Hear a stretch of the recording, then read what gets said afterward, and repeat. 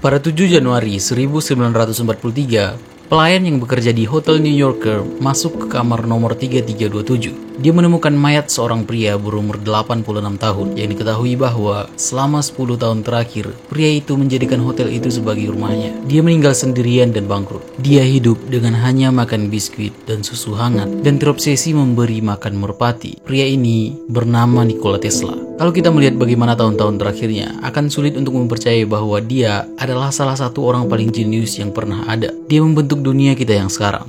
Memelopori sistem kelistrikan arus bolak-balik atau AC yang menggerakkan rumah-rumah kita di seluruh dunia. Pengaruhnya dapat dilihat di sekitar kita, dari remote control, lampu neon, seismologi, radio, sampai ke komunikasi nirkabel yang memiliki potensi untuk memajukan teknologi hampir 1 abad ke depan dan menyediakan energi gratis ke seluruh dunia.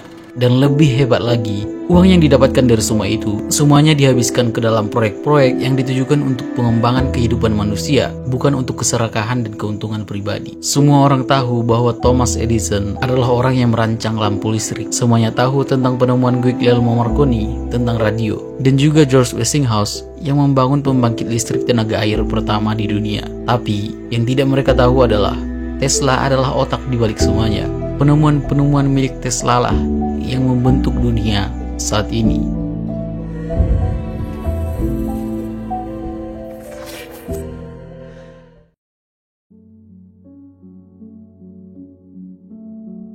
Nikola Tesla lahir pada tanggal 10 Juli tahun 1856 di Kekaisaran Austria. Tesla lahir saat badai petir yang sangat ganas terjadi. Saat itu, bidan itu ketakutan. Dia berkata bahwa Tesla akan menjadi son of storm atau anak badai. Tetapi ibunya menolak dan berkata, "No, light."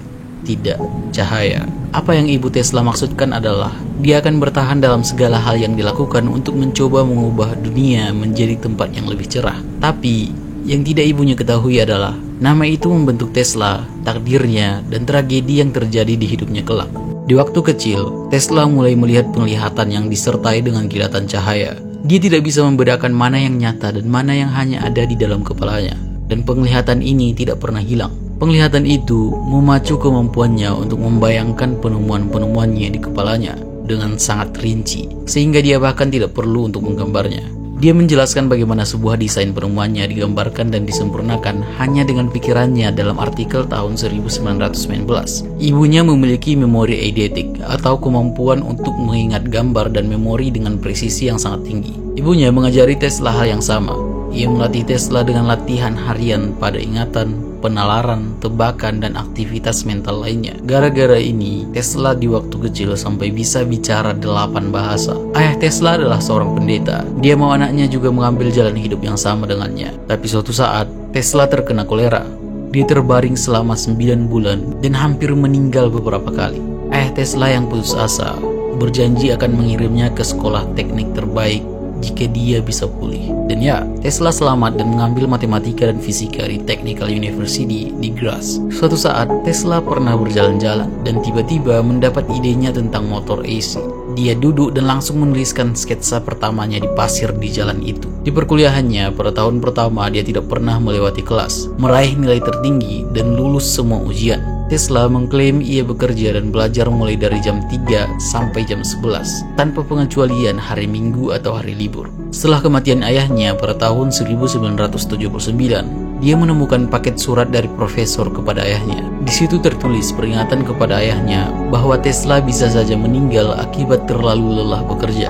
Akhir tahun kedua, dia kehilangan beasiswa dan kecanduan judi. Di waktu ujian, Tesla berkata tidak siap dan meminta perpanjangan waktu untuk belajar, tapi ditolak. Dia tidak menerima nilai di akhir semester ketiga dan tidak pernah lulus dari universitas. Pada tahun 1881, Tesla pindah ke Budapest dan bekerja di perusahaan telegraf. Dalam masa kerjanya, Tesla membuat banyak perbaikan peralatan stasiun sentral dan mengaku telah menyempurnakan telepon repeater atau penguat, dan semua itu tidak pernah dipatenkan. Setahun kemudian, Tesla mulai bekerja di perusahaan Continental Edison di Prancis, merancang dan membuat perbaikan untuk peralatan listrik. Manajemen segera menyadari bahwa bakatnya sia-sia jika dipekerjakan seperti itu, dan ia langsung menugaskan Tesla untuk membangun dan meningkatkan dinamo dan motor. Tesla sangat paham tentang inovasinya, sampai-sampai dia diminta oleh perusahaan untuk keliling Eropa memperbaiki masalah di instalasi Edison lainnya.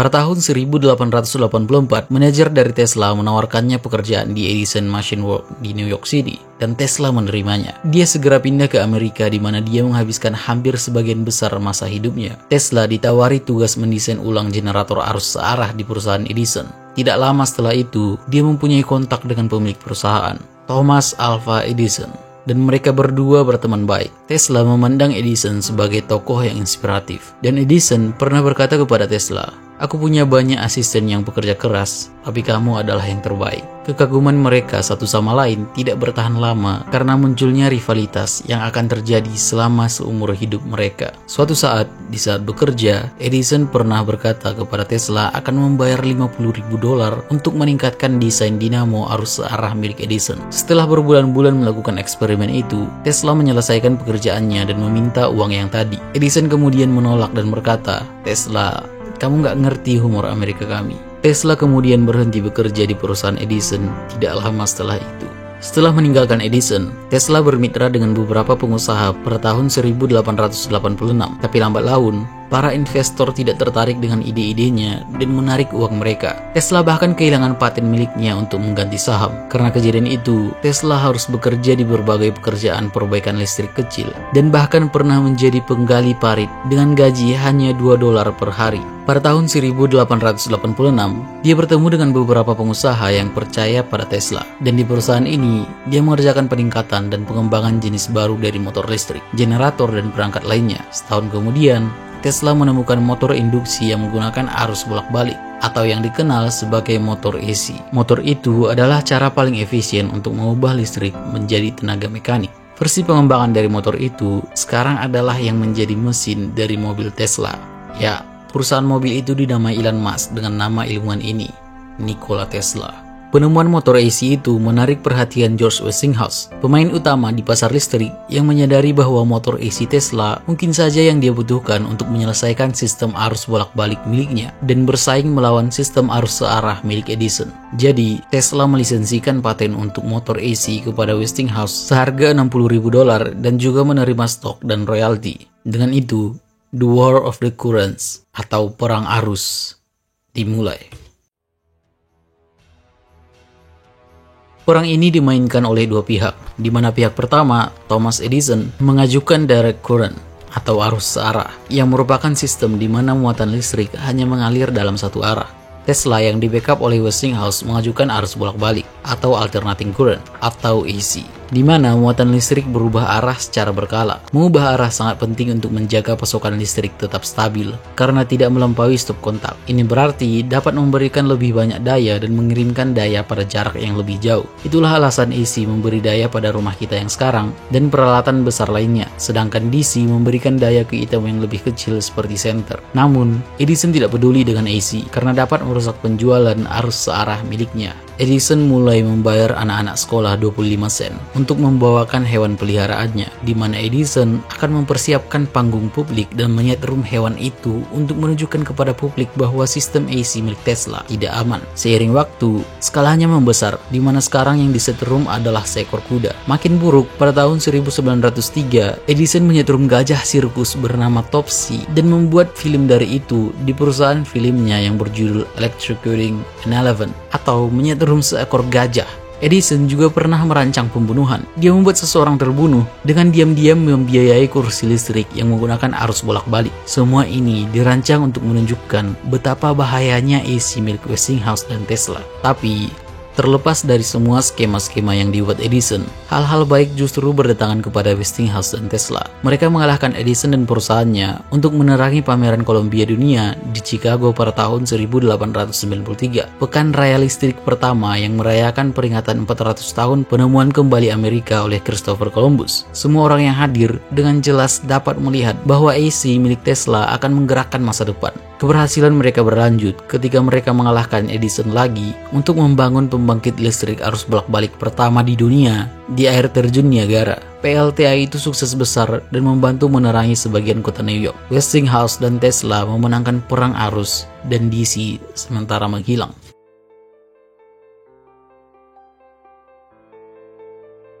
Tahun 1890-an adalah masa kejayaan karir Tesla. Didukung oleh royalty Westinghouse, Tesla mengeluarkan ide-idenya. Penemuan Tesla sangat banyak.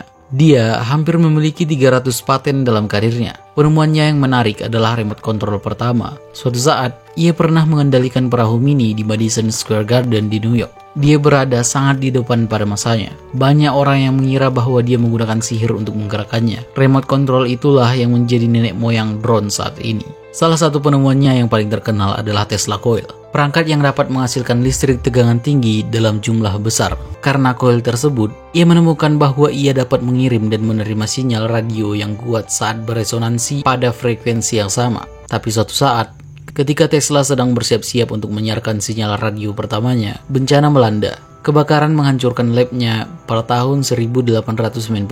Dia kehilangan peralatan dan penelitiannya yang dilakukan selama bertahun-tahun. Tesla tidak mengajukan permohonan paten untuk radio sampai 2 tahun kemudian. Api itu menjadi titik balik dalam hidupnya. Pada saat yang sama, di saat Tesla mengerjakan radionya, seorang pengusaha Italia, Guglielmo Marconi, juga mengerjakan radio di Inggris. Dia mencoba mendapatkan hak paten di Amerika Serikat, tapi ditolak karena terlalu mirip dengan milik Tesla. Namun keadaan berubah ketika Marconi dapat mengirim pesan radio transatlantik pertama di dunia pada tahun 1901 dengan menggunakan 17 paten Tesla. Thomas Edison kemudian memberikan dukungan finansialnya kepada Marconi. Tesla tidak mempermasalahkan pencapaian Marconi. Tapi pada tahun 1904, kantor paten Amerika Serikat tiba-tiba berubah pikiran dan memberikan Marconi paten untuk penemuan radio tersebut. Tidak pernah ada alasan yang diberikan untuk keputusan ini. Tetapi, dukungan keuangan yang kuat yang diterima Marconi mungkin dapat menjelaskan kenapa. Marconi kemudian memenangkan hadiah Nobel Fisika pada tahun 1911, yang hanya mungkin terjadi karena kerja Tesla. Tesla sangat marah dan menuntut Marconi. Kasus ini berlarut-larut di pengadilan selama bertahun-tahun dan baru diselesaikan untuk kepentingan Tesla setelah kematiannya. Insiden radio itu berdampak negatif pada sisa karir Tesla.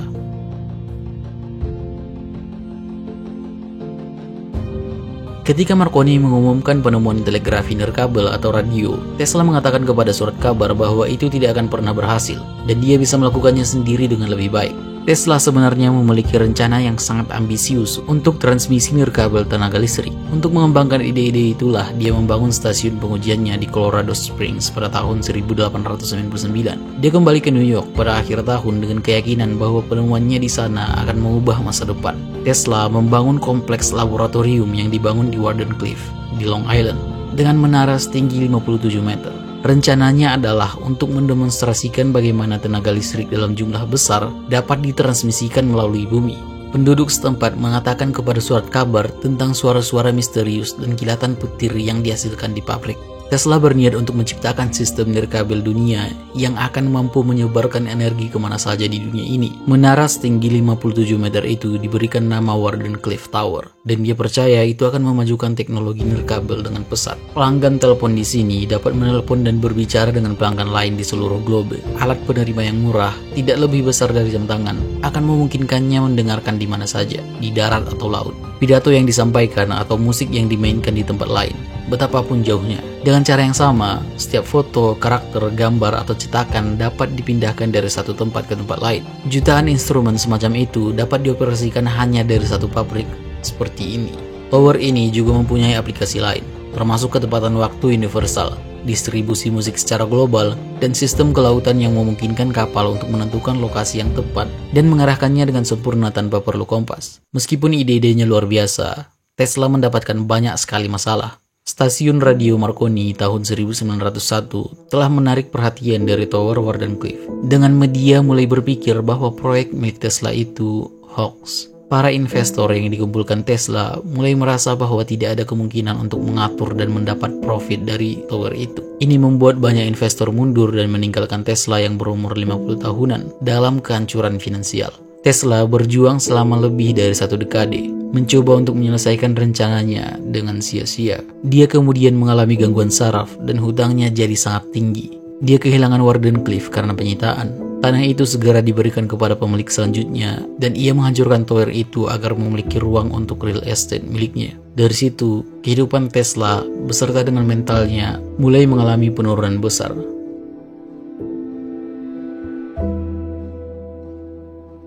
Tesla menjalani satu dekade terakhirnya di sebuah hotel di New York, mengerjakan penemuan baru bahkan ketika energi dan kesehatan mentalnya memudar. Westinghouse Corporation mempekerjakannya sebagai konsultan dan membayar kamarnya. Dia hidup bebas sewa, tetapi meninggal karena terlilit hutang. Dia menghabiskan tahun-tahun terakhirnya dengan memberi makan merpati kota. Dan ada rumor yang berkata bahwa Tesla berbicara dengan merpati-merpati itu. Pada tanggal 7 Januari 1943, di Hotel New York, dia meninggal. Karyanya terlupakan dan ia relatif tidak dikenal setelah kematiannya. Hasil karyanya tidak terrealisasikan setelah ia meninggal. Tesla adalah seorang visioner. Dia mampu membayangkan penemuan di kepalanya tanpa meletakkannya di atas kertas atau membuat model dari penemuannya. Mampu memiliki kapasitas otak untuk melakukan itu dan tetap aman menjalani kehidupan sehari-hari adalah hal yang luar biasa. Ini membantu Tesla sepanjang hidupnya karena dia bisa memikirkan semua penemuannya di kepalanya tanpa khawatir seseorang akan menyalin penemuannya atau dia akan kehilangan rencana untuk penemuannya. Dia menciptakan dunia modern, arus bolak-balik, radio, motor induksi, kontrol jarak jauh di dalam kepalanya. Tesla memiliki tekad yang kuat karena bisa melepaskan beberapa kebiasaan buruknya seperti merokok dan minum kopi dengan cepat yang membutuhkan waktu bertahun-tahun untuk bisa dilakukan seseorang. Meninggalkan kebiasaan ini menyebabkan Tesla hidup lebih lama karena ia rentan terhadap penyakit. Itu juga memberinya lebih banyak waktu untuk mengerjakan ide-idenya. Sebuah kutipan yang paling menggambarkan ketekunan Tesla adalah, "Saya telah memecahkan masalah. Sekarang saya bisa mati dengan bahagia, tapi saya harus hidup. Saya harus kembali bekerja dan membangun motor sehingga saya bisa memberikan dan menunjukkannya kepada dunia. Tidak ada lagi laki-laki yang menjadi budak tugas-tugas berat. Motor saya akan membebaskan mereka. Itu akan melakukan pekerjaan dunia." Karena Tesla memiliki kemauan keras, gigih, dan visioner, dia dapat mencapai tujuannya untuk dirinya sendiri dan dunia. Dengan mencapai tujuan ini, meskipun menjadi sosok yang tidak dihargai, ia membuat dunia menjadi tempat yang lebih cerah. Karena Tesla memiliki kemauan keras, ia memiliki dorongan untuk melanjutkan pekerjaannya dan mengakhiri kebiasaan obsesifnya. Dengan ketekunan, ia mampu mengubah cara listrik mengalir dengan motor arus bolak-balik miliknya. Nikola Tesla is a man of his time. Kemajuannya dalam listrik sangat radikal. Sistem nirkabel miliknya memiliki potensi untuk memajukan teknologi hampir seabad ke depan dan menyediakan energi gratis kepada seluruh dunia. Tesla tidak bekerja untuk keserakahan pribadi, tapi untuk kemajuan manusia. Terima kasih.